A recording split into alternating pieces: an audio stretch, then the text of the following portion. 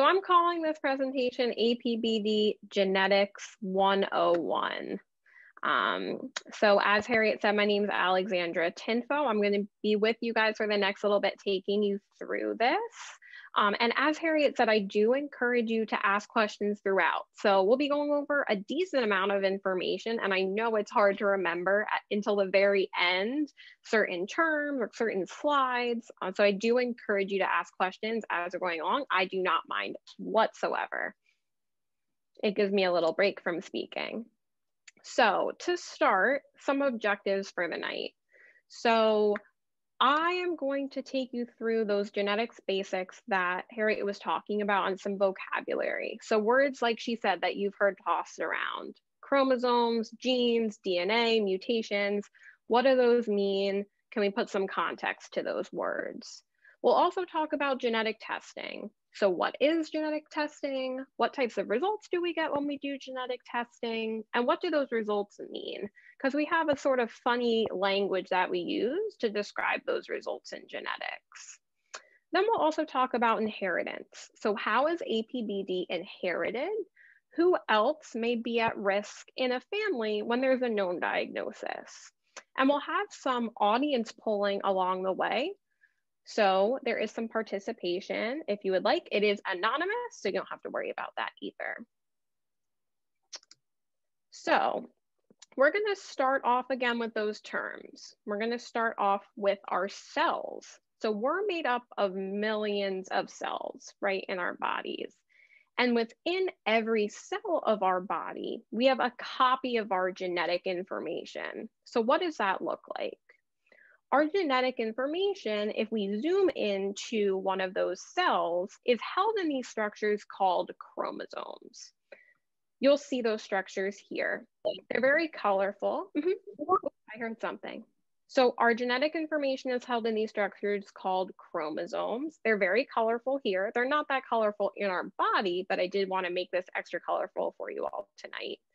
And we have 46 chromosomes total. They come in pairs, so you'll see that they're numbered 1 to 23. So the first 22 are just called chromosome 1, 2, 3, etc. The last pair is a little special because those are our sex chromosomes. So they're different if you're male or female. Here we have a male because there's an X and a Y chromosome. A female would have 2 X chromosomes. Okay. Another important thing to note is that in each pair, 1 chromosome comes from our mom and 1 chromosome comes from our dad. So genetics is very much a family affair. We know this. We get half of our genetic material from both of our parents. So we talked about, if we zoom into a cell, that we have our chromosomes. We have 46 of them. Let's move on to some of these other words we talked about. So our chromosomes are really just the compacted form of our DNA, which is this sequence of letters that codes for who we are. So really our DNA is just wound up very tightly into these chromosome structures. Another word we hear all the time are genes, not to be confused with blue jeans, which is why I put that picture here. It is spelled differently and they mean 2 different things. But our genes are just packets of our DNA. Okay, and our genes provide the instructions for how our body grows and develops. So as a bit of a review, and to again, think of this in another way, I like to think of it in terms of size. So if we start with our biggest structures, those are our chromosomes. Okay, those are the big structures that again, we see when we zoom into our cell. If we go next down in size, we have our genes, right? Those are our packets of genetic information that are within our chromosomes. Then if we zoom in even more, we have our DNA. So that series of letters, that's our genetic code. And again, our DNA makes up our genes make up our chromosomes. Okay. So let's think of this in another way. I'm going to hit you with this information a couple of different ways because some of us learn in different ways. I'm going to use a book analogy I personally like to read. So we're going to go along with this one. So we can think of our chromosomes, again, those structures that hold our genetic material, as bookshelves, okay? And we can think of them as bookshelves that hold the instruction manuals for our body. Again, going with the colorful theme of a colorful bookshelf. So if we think of our chromosomes as these bookshelves, if we zoom into our bookshelves, we see the books, or we can think of them as instruction manuals, right? The user manuals for our bodies. So we can think of our genes as these instruction manuals that provide the instructions for how our body grows and develops. Important to note, we talked about we get half of our genetic information from our mom, half from our dad. So one of our chromosomes in each pair comes from our mom, one comes from our dad. It's the same thing with genes. We have 2 copies of every gene, and one of those copies came from our mom and one came from our dad. Something important to remember when we talk about inheritance, especially with APBD. Okay. So we can think of this as having 2 copies of every instruction manual. So your mom and dad wanted to make sure you had the instructions, they each gave you 1 copy. Continuing along with this analogy, if we think of our genes as instruction manuals, okay, we can use the example of an instruction manual that's the guide to walking the cat. I don't know a lot of people who walk their cats. I don't know how common that is, but the word cat is particularly good for this analogy, so we're going to stick with it. So our DNA is our genetic code. That's a series of letters, right? So we can think of that as the letters and words in our instruction manual. So for example, in our instruction manual, we might have a phrase that reads, step 1 is to put the cat outside. And we'll remember this because we're going to use this exact example when we talk about mutations. In terms of mutations, again, a word that comes up very frequently. All a mutation is a change in the DNA sequence. So in that letter code, right, that's in our instruction manuals. In the genetics community, in the scientific community, we use the word variant in the same way that we say mutations. And it sounds just the way it is. It's just a variation in our DNA, right? So a variant is a variation in our DNA. It's important to note that not all variants, not all mutations are harmful or disease causing. That's the reason, for example, that we all look different. That's the reason why some people have brown hair, why some people have blonde hair. That's why we have different blood types, another example. So it is important to note that some changes in our code are just part of normal variation in the population. We do know that some changes can be harmful to the functions of our genes and can cause disease. So as I promised, we're going to go back to our analogy. So we can use this example to illustrate the fact that not all genetic changes are harmful. So if we have our example, step 1 is to put the cat outside. We could have 1 letter change in that code. So we changed a C to a K. And that's not a harmful change because that K doesn't change the meaning of the sentence. We can still glean the same information. Put the cat, it sounds the same. We get the gist of it. We can use other examples though, where if we change a different letter in that sentence, that really changes the meaning of the sentence, right? Car is not the same as cat. If we get rid of, a word at the end, our instructions ended too soon, again, can be harmful. If we have a word deleted or a letter deleted, it could be harmful. So this example is really just to get you to appreciate that not all changes are harmful to our instruction manuals or to our genes, but some can be. And it really depends on a lot of things. It can depend on where in the sentence that changes. It can depend on what specific letter was changed, what it was changed to, et cetera, right? We could give many examples of that, but this example is just to get you to appreciate that fact. So it's time for our first audience poll, which I believe Calliope is able to put up. I'm going to go ahead and end the poll, but it looks like everyone who voted yes. So let me go ahead and share the results. Oh, wow. Yeah. Great. Well, thank you for your participation. That's good to know. We're going to talk about what that testing was doing.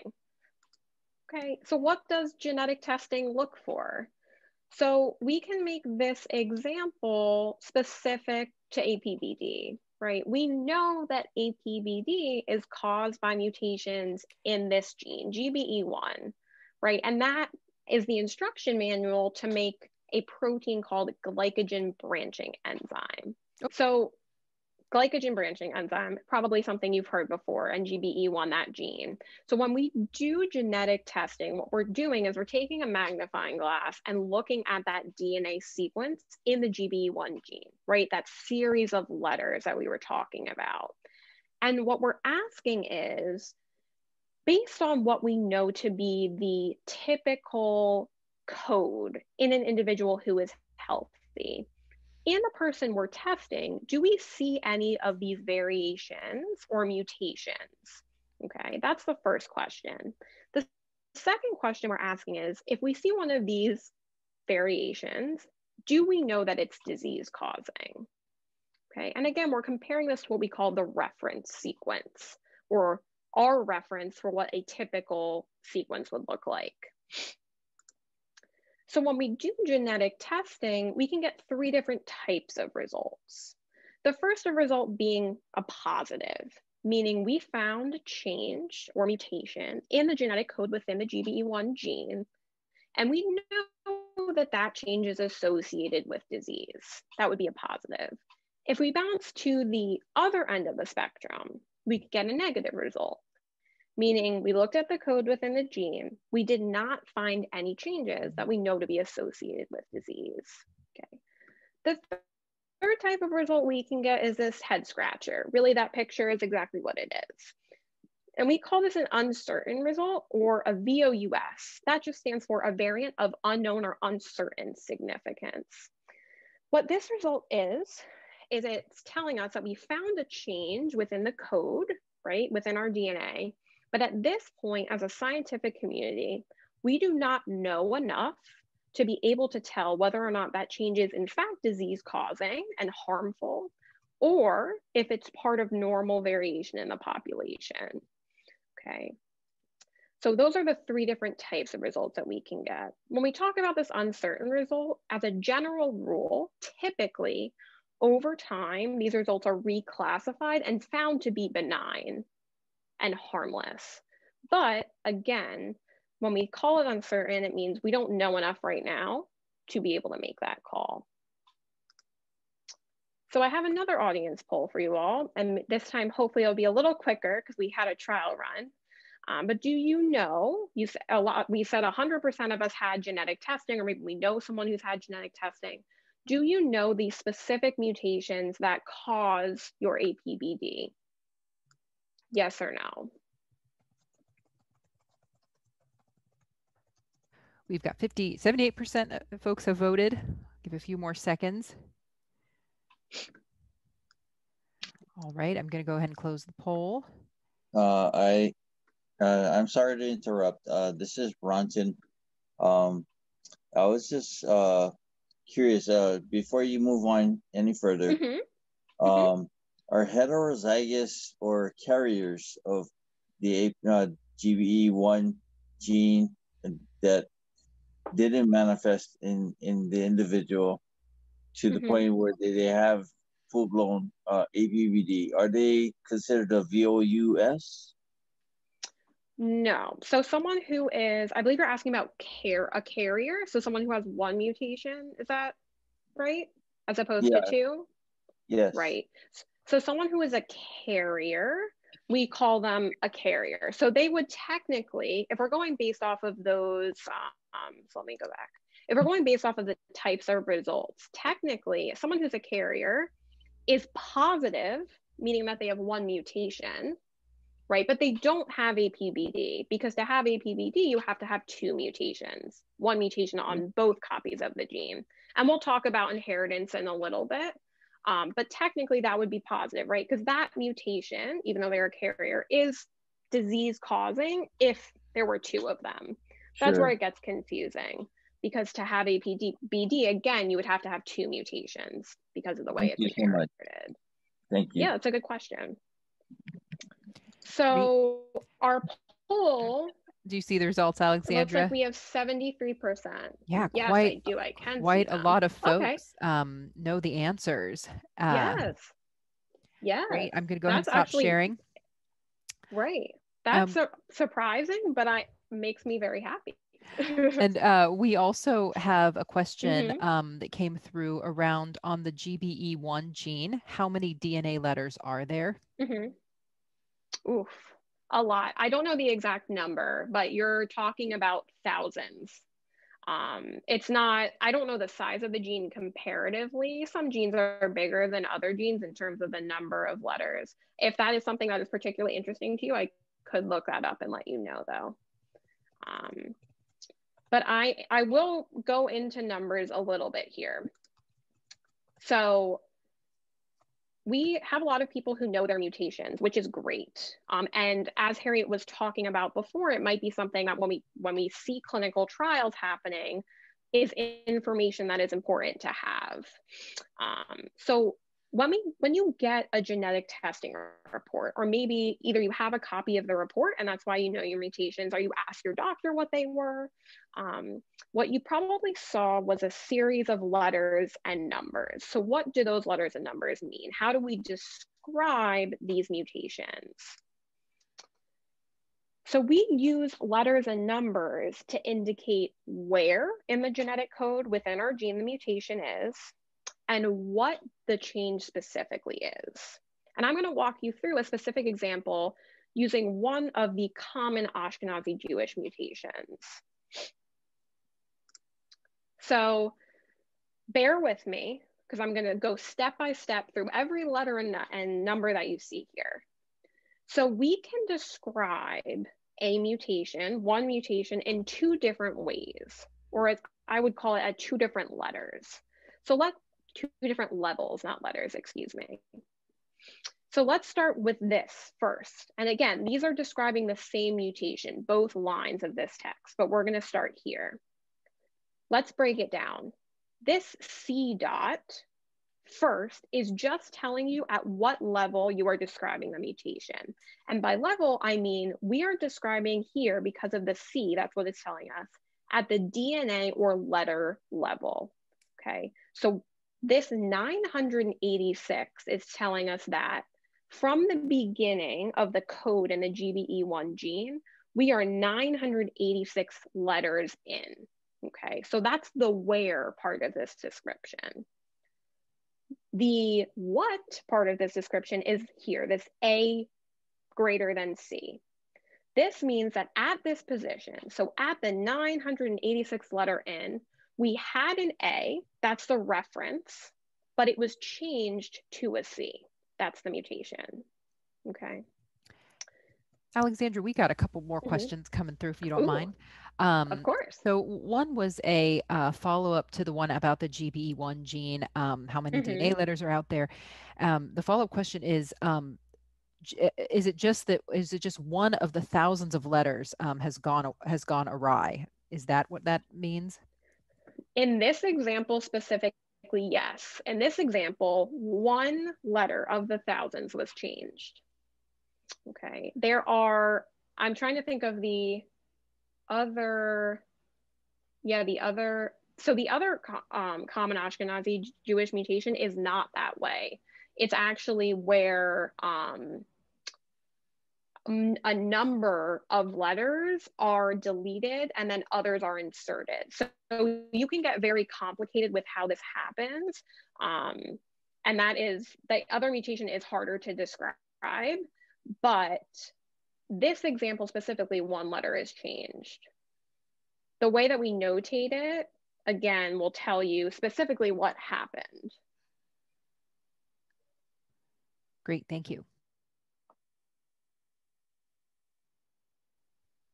Was there another question, Calliope? Oh, yes. And so just to follow up that, Harriet had a post. So we know that the GBE1 gene has at least 986 letters and probably more. Okay. Yes.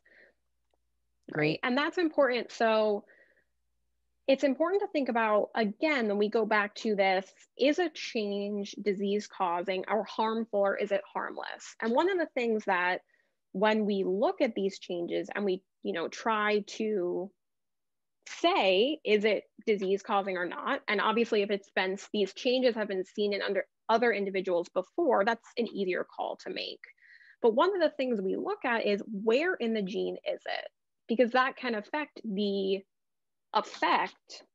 It can affect the effect it has on the gene and whether or not that harms the function of a gene. Was there another question in addition to that, Calliope? I think we're good for now. I'm kind of looking at them as they come in, so I'll let you know. Okay, great. Okay, so if we go back to our example, again, as you said, one letter of the thousands was changed, okay? So that was at the letter or DNA level here. The same mutation, same exact mutation, we can describe going up a level, okay? So at a larger level, not as zoomed in. And we can look at this at the amino acid level. Amino acids, which we haven't really talked about, and really are only going to come up in when we're talking about this example specifically. Amino acids are just the building blocks for proteins. And an amino acid itself is 3 of these letters, or what we call nucleotides. So again, a more magnified version of this. Okay, so we're zooming out. And it's the same thing. The number is telling us the position. So we're saying at the 329th amino acid. So in our code, if we went 329 amino acids down from the beginning of what we're coding for in the GBE1 gene, this P dot is telling us the level, again, just like the C dot did, and it's telling us amino acid level. Here we're saying a tyrosine, that's just an amino acid name, at that position was changed to this, a serine. And this is a shorthand way of describing this. The Y just stands for tyrosine and the S stands for serine. So this is something you might see. And from what Harriet has told me, she has seen pretty frequently that it's written this way. And there are some additional shorthand ways to write it. But you will commonly see one of these two. And on a genetic testing report, sometimes they just put 1. And if they put 1, they normally put the C dot, but you might see it described in both ways. I was just asking a question posed to the question that you guys asked all of us, if we knew exactly what mutation we have to cause the APBD. Well, I just wanted to know like what the poll was from everyone. Oh yeah. Let me open the results. 78? It sure was. I'm going to go ahead and share that again. I don't know if you can see it, Ronson, but it looked like 9 of us have know the mutation, and about 3 don't. I see.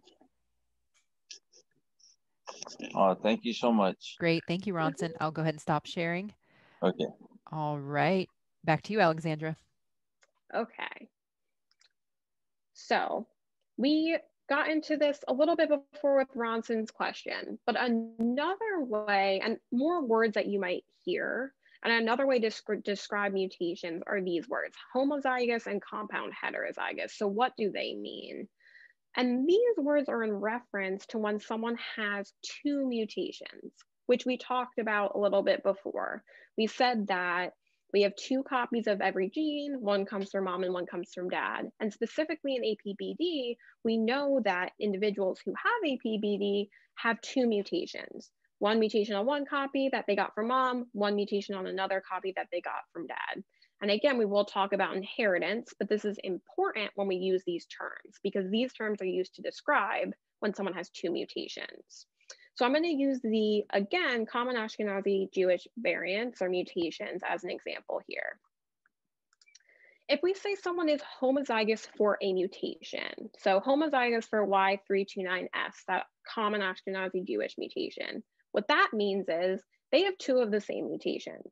So they have the same mutation on 1 copy of their GBE1 that they have on the other. When we say compound heterozygous, what that means is that an individual has 2 mutations, but those mutations are different. So they have a different mutation on one copy of their genes than on the other copy of their gene. So in this example, both of the common Ashkenazi Jewish mutations are represented, where an individual has the Y329S mutation and also the IVS15 mutation. Okay. So when we talk about inheritance, we specifically say APBD is inherited in an autosomal recessive manner. What that means is what we just said, right? So to have APBD, both of your GBE1 copies have to have mutations and be not working properly, okay? We talked about with Ronson's question being a carrier. If you are a carrier for APBD, you're healthy. You have one working copy of the gene and one non-working copy of the gene because you have one mutation, right? And that working copy of the gene is protective, so it keeps you healthy. It's important to know and really to normalize being a carrier, right? So we know in the genetics community that we are all carriers for a couple of genetic conditions, right? We don't know that though, because we're healthy and we don't show symptoms. So really the only way you would know if you're a carrier is if you were to do genetic testing. Okay. So if you have APBD, okay, so if you're the individual on the bottom right, you are affected, meaning you have APBD. Both of your parents had to be carriers because you had to get two mutations, one from mom and one from dad. So when we think about our family, if you are an individual who has APBD and you have siblings who share the same two parents as you, those siblings would be at a 25% risk or 1 in 4 risk of having APBD. Okay. And again, because APBD is an adult onset disorder, if someone hasn't reached that life stage yet, they have that risk. But unless they did genetic testing, we wouldn't know if they had inherited those two mutations. Because if we flip that risk, there's a 3 in 4 or 75% chance that if someone's parents were carriers, they would not have the condition. Okay, so we can think of that in both ways. If you have APBD or you know someone who has APBD, what is the risk for your children? Okay. It's important to note that there is only a risk to your children if your partner is also affected, meaning they have APBD, or if they're a carrier. Okay, so let's look at why that is. In this first example here, we have someone who has APBD, and to note that sex or gender is not important, right? This could be the other way around, that the female has APBD and the male is a carrier. If you have APBD and your partner that you're having children with is a carrier, let's look at the chances then to have an affected child. There's a 50% chance or 2 in 4 chance that your child would have APBD. And there's a 50% chance of the flip side of that, that you would have a child who is a carrier, okay? Now, in our other example with 2 carrier parents, there is the chance that a child would not even be a carrier, right? That they inherited 2 normal copies or working copies from their parents, okay? In this scenario, because one of the parents is affected, that parent will always pass down that mutation. So the child is either going to be a carrier or affected. There's no other scenario. This is to illustrate what I said before, that there is only a risk if the parent who's unaffected is a carrier. Because if we have an unaffected parent who is not a carrier, they will always pass down their working copy because that's all that they have to pass down. An affected parent would always pass down a mutated, but that would just result in every child being an unaffected carrier. So there would not be a chance for that child to have APBD. So the last thing I do want to touch on is what my specialty is, which is genetic counseling and testing. Okay. So a note is that testing, any genetic testing, but especially when we talk about adult onset disorders, testing is a personal choice. It's really, there are a lot of things that can play into that decision of whether or not to test. So a genetic counselor can do a bunch of things, right? We can help you think through the decision to test or not to test and what might be impacting that decision. We can also review genetics concepts so that you understand what the testing is looking for, similar to what we just did, right? We can also review the testing process. So what does testing entail? We will also discuss family history. So a big part of what we do is we always take a comprehensive family history and we can assess who else in the family may be at risk. The last thing that I want to touch on, which I talk about with a lot of patients, especially in the setting of adult onset disorders, is GINA, which is the Genetic Information Non-Discrimination Act. And this is a law that prohibits discrimination on the basis of genetic information with respect to health insurance and employment. So you cannot be discriminated against in terms of employment or health insurance. However, this law does not protect you from discrimination when it comes to life insurance or long-term care insurance. Okay. We bring this up in sessions with patients because this is something that can impact a decision about when to test or whether or not to test. So for example, if you are a relative of someone with APBD and you are at risk to have APBD, right? If you're thinking of figuring out if you do have APBD, that's something you're thinking about, and you're thinking about pursuing genetic testing, you may want to renew or take out a life insurance policy before doing testing, because a life insurance company could ask you, have you done genetic testing? And if you have, that could inform their, premiums or their decision around what policy they're giving you. So this sometimes plays into individuals' decisions or when they do testing. So it's something that we often talk about with our patients. Okay. And with that, that was all that I had planned. So at this point, I want to thank you for listening and hanging with me and take any questions that you guys have. Great. Thank you, everyone. I'm slowly allowing everyone to talk now. So you'll have the capability of unmuting yourself and asking Alexandra any questions.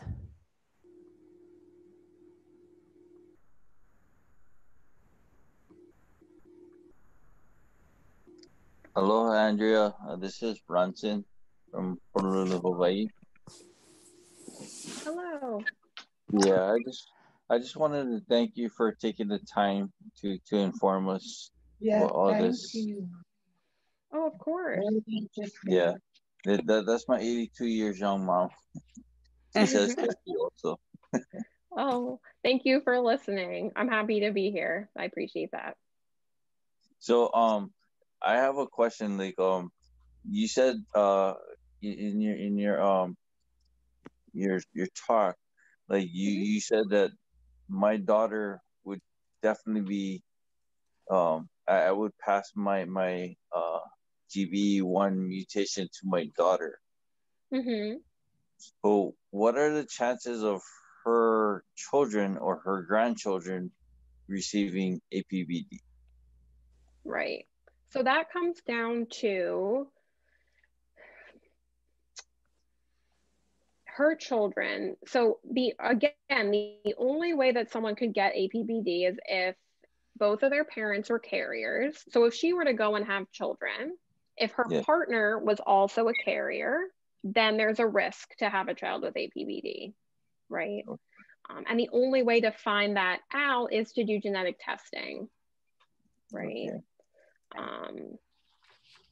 So carrier testing, that's what we call it.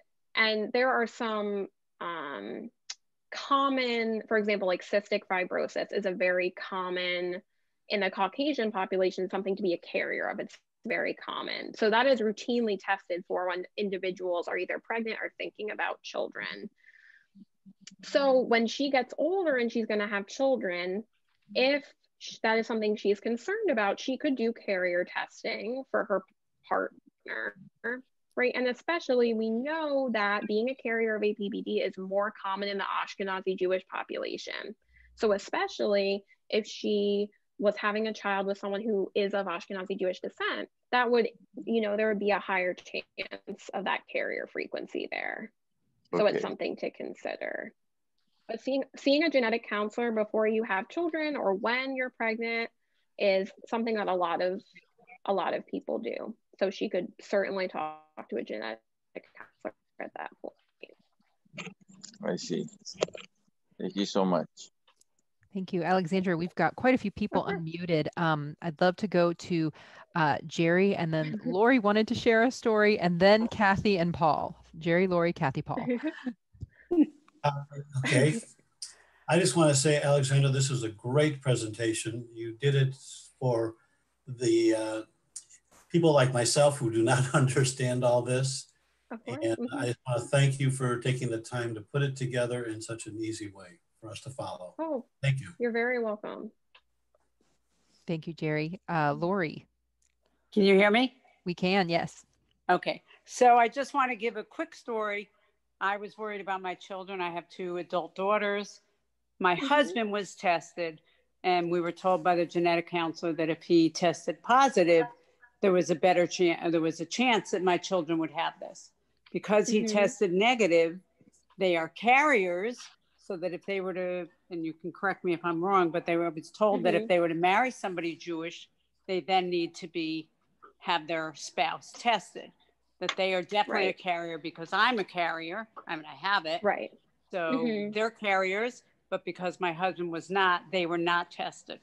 Yes? Right. No? Yes. Okay. Yes, that makes a whole lot of sense, right? Because in those pictures, you said that you have 2 copies, right? And a mutation on both copies of your gene. So the only thing that you can pass down is one of those mutations, meaning that your daughters all received one of those copies, right? So they are carriers. But if your husband partner tested negative, he would only pass on a non-mutated copy. So without your daughters even being tested, we would know that. But yes, that advice to when they were to have children, since they're carriers, especially if they were to have children with an Ashkenazi Jewish individual, and they wanted to know about the risk to their children, they could do carrier testing. Okay, that's what we were told, and that's where, and from your mouth to that God's is ears, correct. They're not marrying anybody Jewish at the moment, but that's good to know. Thank you. Yeah, thank you, Lori. Of course. We've got Kathy, then Paul, and then Jim. So Kathy? Is that me? Kathy B? Oh, yes. Hi, thank you so much for the presentation. And I really appreciate it. It was so thorough. And I found out 3 years ago that I had APBD after having several other genetic tests. And it came through my brother, who went to see a doctor down in Miami, where he used to live. And he saw him with he's from Columbia, in New York originally. And he saw him with all, the bladder problems, the gait problems, the balance problems, all things that go along with APBD. And he was diagnosed without genetic testing. And then I called Harriet, and Harriet sent me a saliva test. And then later on, I followed up with blood genetic testing, and they were all the same, APBD with the mutation and the Y chromosome and all that.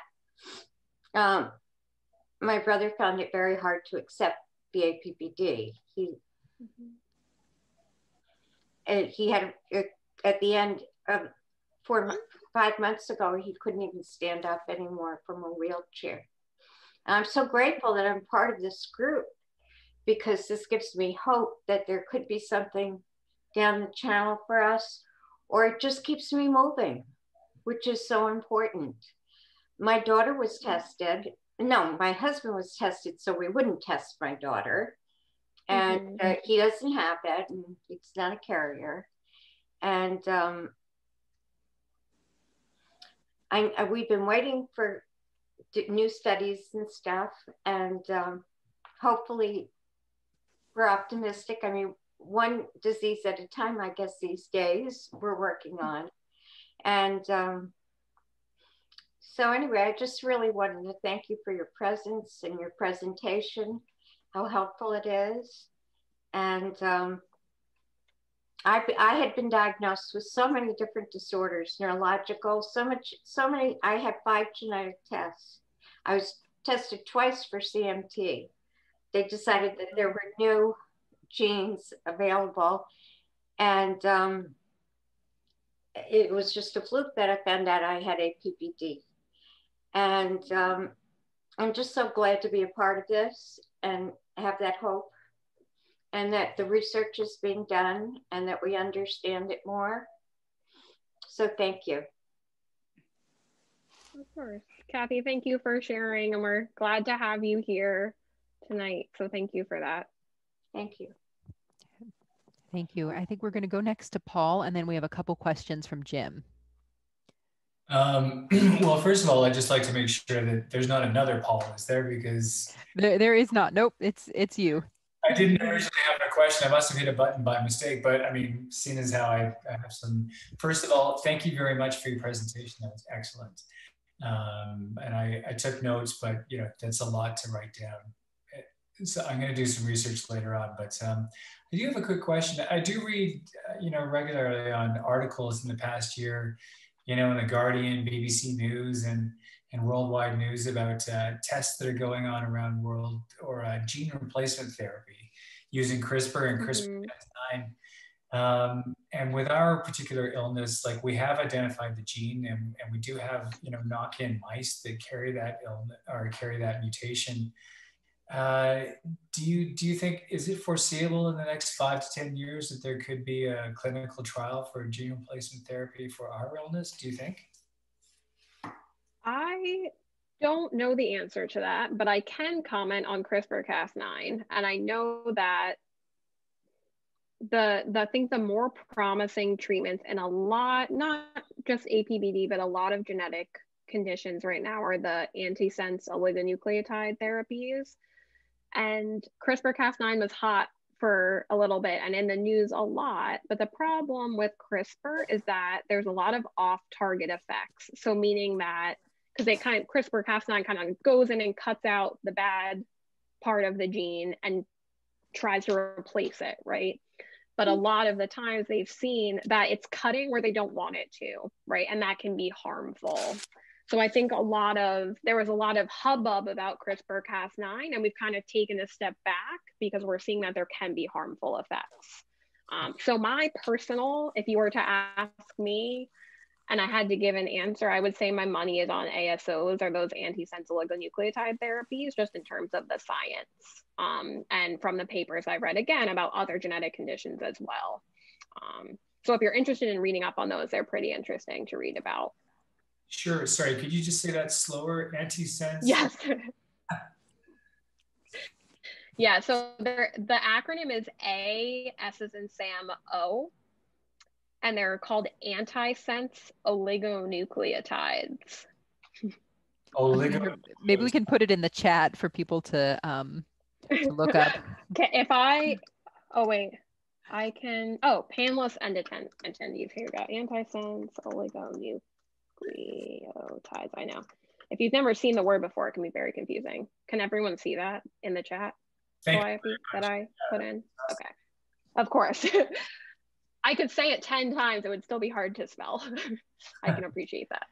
Perfect. We are going to talk about ASOs in the not too distant future, because the Research Foundation has sponsored some research in that area of ASOs, actually 2 different ASOs for 2 different kinds of genetic mutations that both lead to a solution for APBD. So stay tuned. Not tonight. And there will be bonus points granted to anybody who can spell antisense oligonucleotide. Or say it 10 times fast, either one. Well, I do a lot of crosswords. That might come in handy. You're going to love this one. It may. But it's a big deal, as Alexandra said, and it is in the sights of the APBD Research Foundation as a technique to address this problem that we are all facing. Great, thank you. Great, thank you, Paul. It looks like we've got 2 questions from Jim. And Jim, I don't know if you want to ask them live or. I can ask them. Yeah. All right, great. Go right ahead. So first, I want to again add my thanks to you. A wonderful presentation. So the first question is: if both parents have APBD, is it certain that their children will have the mutation? And yes. Okay, and I know a number of families where there are multiple siblings, but not all the siblings, but often more than the odds would indicate, and it's confusing. And I was so the question is why? You know, that's question number one. The second one is, can you say anything more or describe the differences between the homozygous and the compound heterozygous mutations? Does the disease manifest differently with them, or is it one more serious than the other? How do we understand that? Right. Okay. So let me tackle your first question, which was the why question. When you say if 2 parents are carriers, there's a 1 in 4 chance or 25% chance. So why in a family of, let's say, for example, 4 siblings, do I see 3 out of 4 siblings have APBD? And that is just the luck of the draw, unfortunately. That 25%, it's not affected by how many siblings there are. It's not affected by who has APBD and who doesn't. It's every time there's a child, there's a 25% chance, and you could land in that 25 or you could land in the 75. So it's just the odds, right? And sometimes it works out that way where 2 parents are carriers, they have 5 kids and nobody is affected. 2 parents are carriers in another family, all 5 kids are affected. We see both circumstances, and we say why too.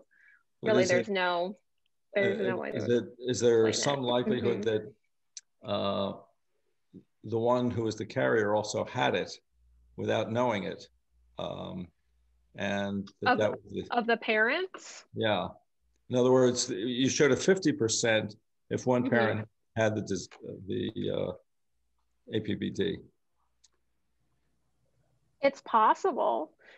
If, for example, you had 2 parents and, an individual maybe died early in age before they showed symptoms, so we have no definitive proof of whether or not they had the disease, right? It's possible, and that would increase the odds of having more children.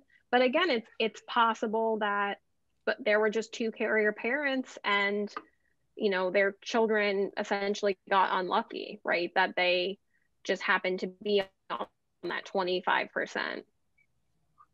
Without doing genetic testing for the parents and knowing whether or not they were affected or carriers, we wouldn't know the answer. Right. So the second question you had asked. We're getting to the top of the hour. Calliope, would you be willing to allow people to be on screen if they choose to do that? Yes, absolutely. I'll go ahead and give them that function right now. And as I'm doing that, we have Jim's question part 2, and then I see that James has unmuted, which may mean that James also has a question, and we can come to that next and then wrap things up. So I will go ahead now. I'm gonna what I'll be doing is I'll be giving everyone on this call a panelist functions, and so you'll be able to turn your camera on if you wish. It's not required, but I'll go ahead and do that. So Alexandra, feel free to carry on. Yes. Question part 2 was, is there a difference in disease manifestation for someone who's homozygous versus compound heterozygous? And to my knowledge, no, with the example of the 2 common Ashkenazi Jewish mutations. However, we call that, the fancy word is it genotype phenotype correlation. And in conditions that are more infrequent in the population, so rare conditions, those correlations are not totally hashed out. And that, I think, is is the case at least for APBD, but also we know that the most common mutations are those two Ashkenazi Jewish mutations, right? So to my knowledge, if you're homozygous or compound heterozygous, that does not, at this point, from what we know, affect how you present with APBD.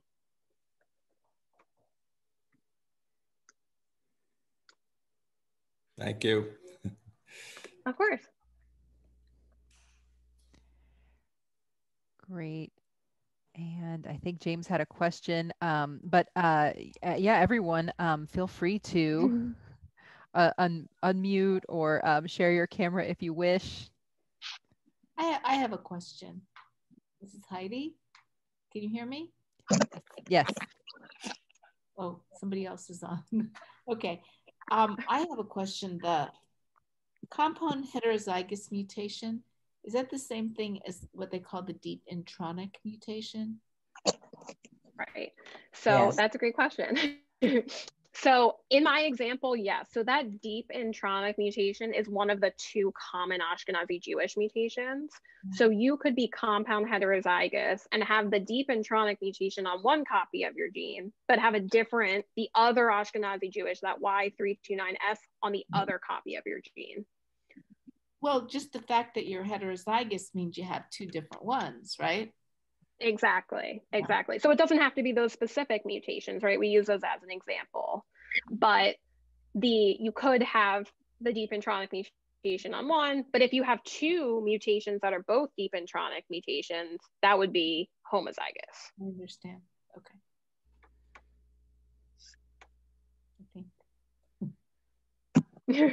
I know it's a lot of information. I really appreciate you guys.